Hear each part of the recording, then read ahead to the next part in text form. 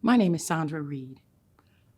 I am a grandma, a great-grandma, a mother, a citizen, and a woman living in Central City, New Orleans.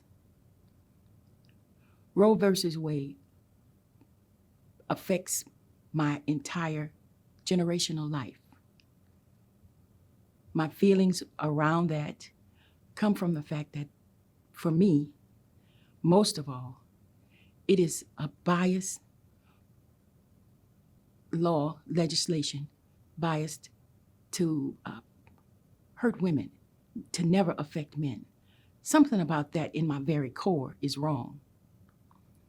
I feel like people need to know exactly what it is. We are responsible for finding out everything that we can about such an important issue and not just go with the whim, will, or doctrine of others or whatever the most popular thought of the day is.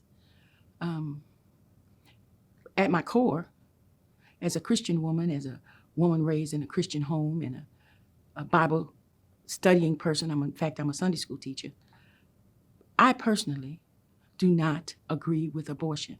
But I do not agree with anything that sets a bias on one gender with no effect on the other. The Supreme Court has made up its mind, and then it made up its mind again. What if that were to happen about the civil rights issues that we have had in this country, where the laws affected one race more than the other? We as citizens need to vote our consciences, but our conscience must be educated about what the point is. Not Democratic or Republican, not popular words of the day, the soundbite that hits your ear, but what do we know? What do we think? What do we feel? It is important to me, most important to me, as I have raised children and am currently raising grandchildren, that I have something concrete to tell them. Everybody has to make up their own mind. As adults, we do that all the time. If someone told us what to think, how to move, and how to act, we would be in some form of objection, and I'm in that space right now.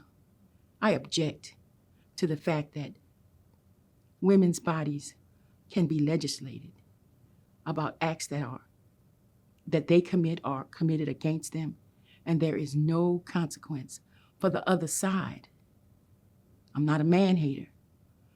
I'm a lover of people. If you do something to one person, it ought to be the same standard for the other person.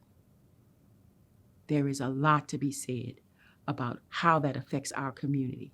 Communities of color, communities of gender, communities of philosophy.